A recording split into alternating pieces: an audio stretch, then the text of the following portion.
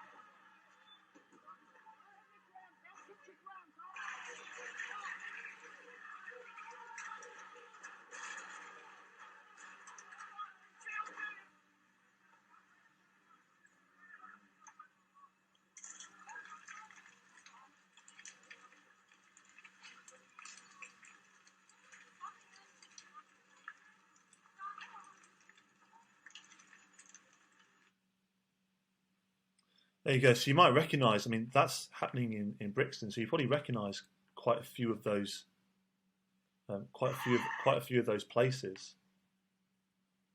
And that was only 40 years ago that was happening as well. So you can see that there was a real anger from the community about the way that the police were treating people in those days. One of the things about Linton Kwesi Johnson is that he likes to set his poetry to music. So what I'm going to do, a little bit differently from usual, I'm going to play you a video of his poem being read with the music involved, and then afterwards we'll annotate it together and take out some of the techniques that he uses.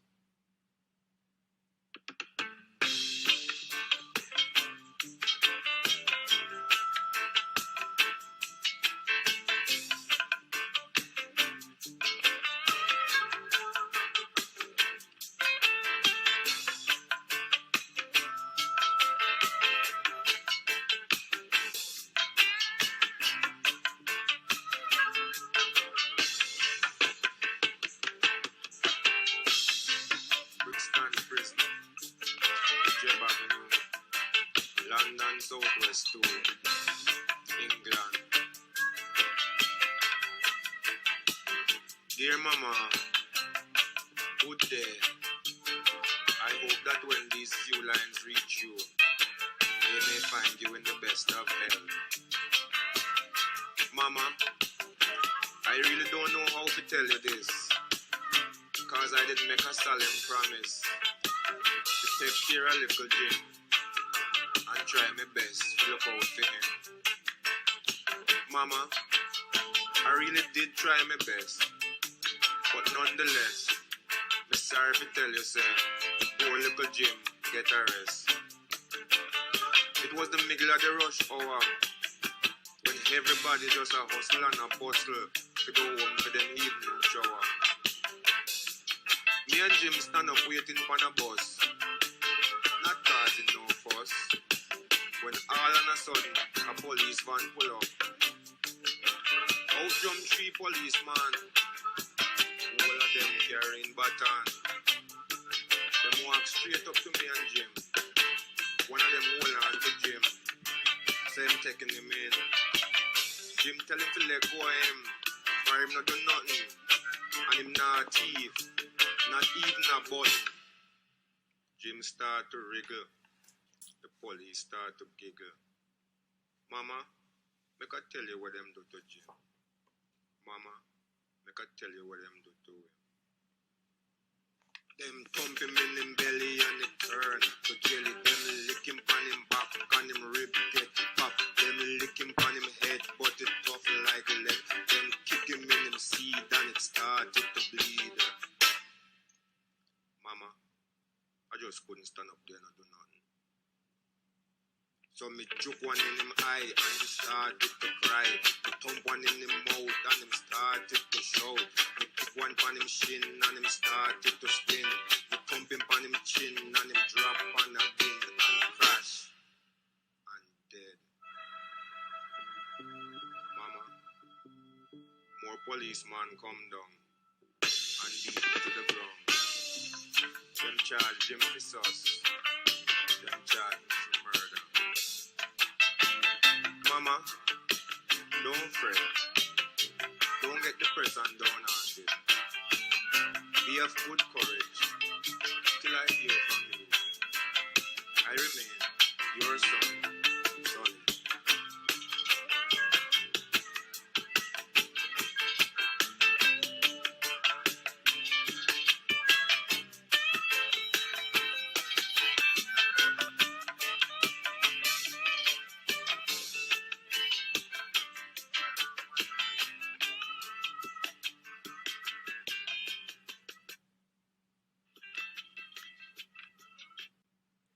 Okay, so let's go through this poem. So hopefully the reading of it made sense. You can see how the music helped to set the scene for this as well. I think the first one we'll look at here is that it's taking place in Brixton Prison.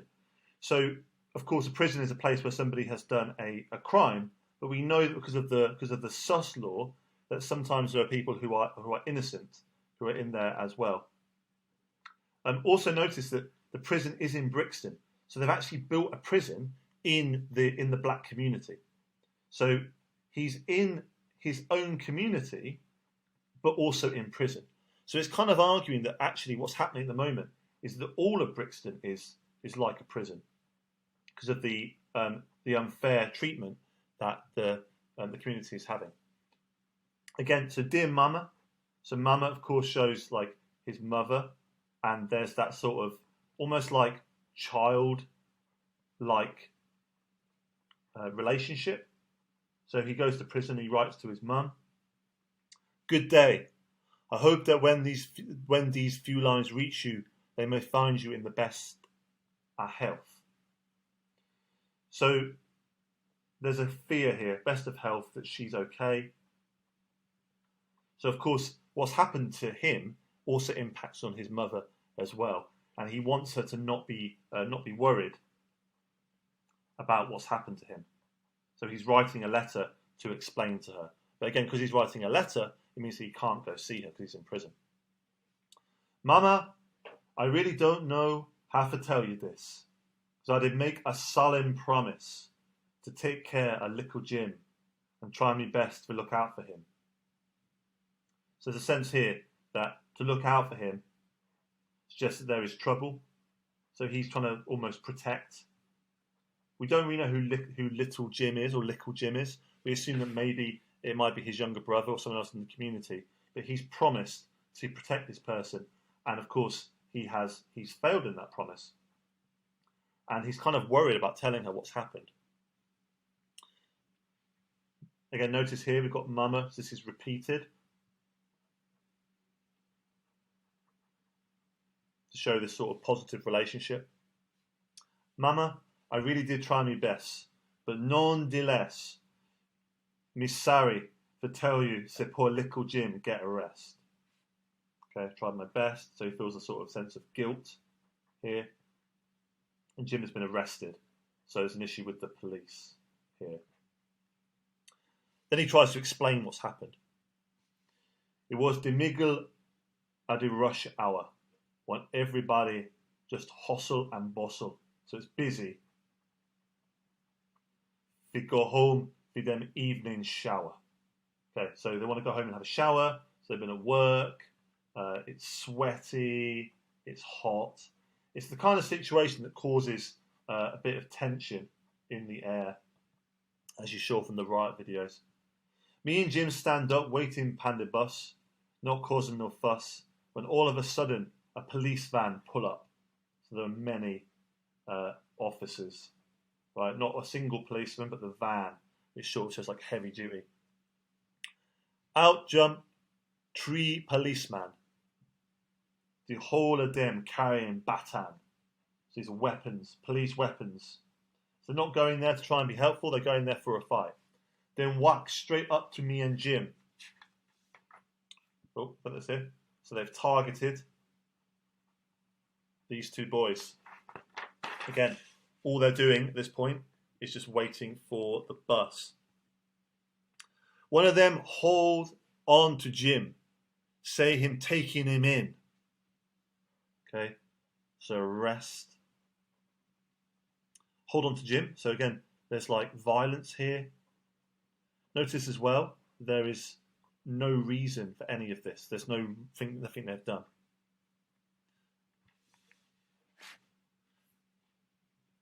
Jim tell him to let go of him.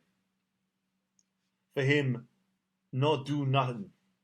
And him not thief. This is a thief. So he's not a thief. Let go of him. He's done nothing wrong. Not even a button. Jim start to wriggle. The police start to giggle.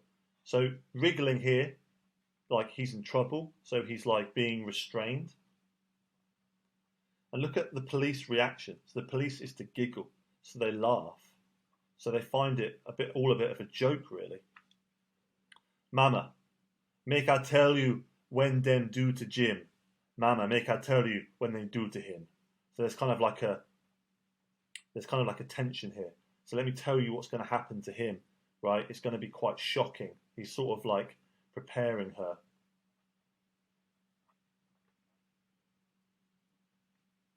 Them thump him in belly, and it turned to jelly. Notice the rhymes here. Them lick him, pan him back, and him rib get pat. Them lick him, pan in head, but it tough like lead. Then kick him in seed, it started to bleed. So I think seed here is like his genitals. So they kick him in between the legs.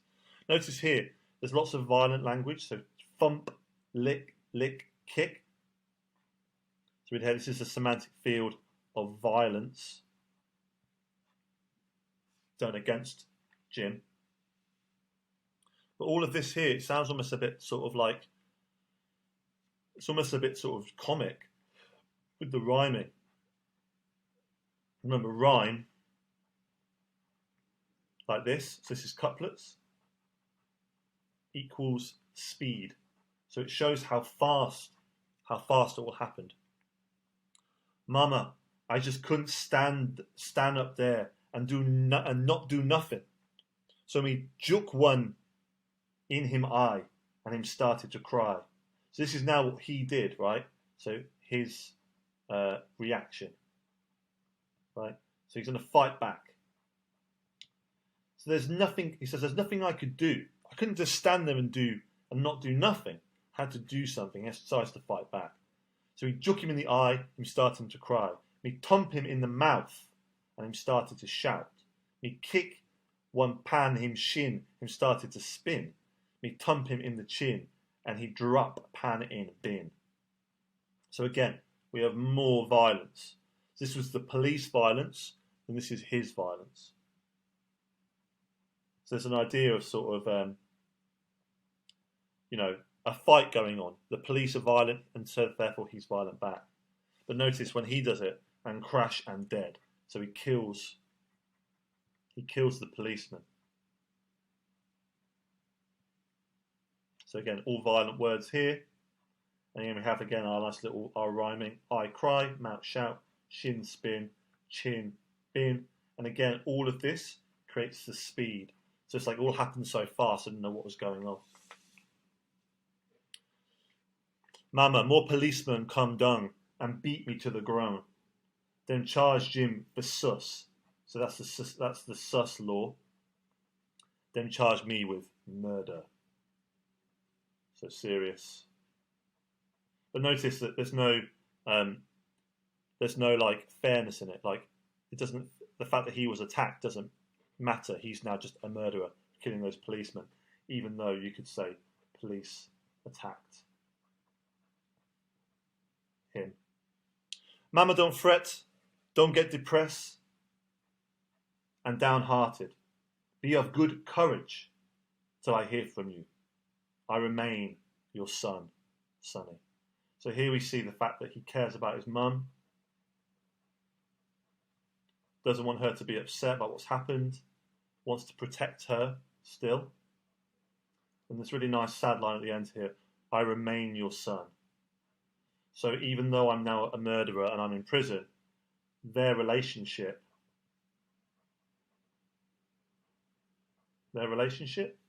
lasts beyond all. So it's a very sad poem. It's a very dramatic poem. Of course, Sonny. Okay, so we have again the son, but also the child aspect as well. So it's a very sad poem about a boy who ends up getting in a terrible situation and killing a policeman. But of course, he lives his life in a world where there is lots of prejudice and racism and violence, and it's a difficult world for him to live in. Now, I think probably when we come to look at this poem and think of our two arguments, the two arguments we see here about different relationships that black men experienced in Brixton in the 1980s. So the first one, I think we can say, is that he criticises the negative relationship between black people and the police. So there's loads of violence between the black people and the police.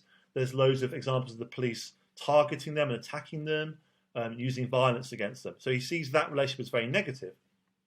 But the poem ends with positivity. We can see that he protects his own. He wants to protect Jim. He's looking out for him. But also his mother's relationship with him is something that will last forever, no matter what happens to him with the police. So the second argument is going to be that he argues that positive relationships have the power to overcome conflict. So we want our quotes which show the negative relationship between black people and the police, and then quotes which show the positive relationship that he has both with his mother, but then also looking after little Jim, someone else in his community.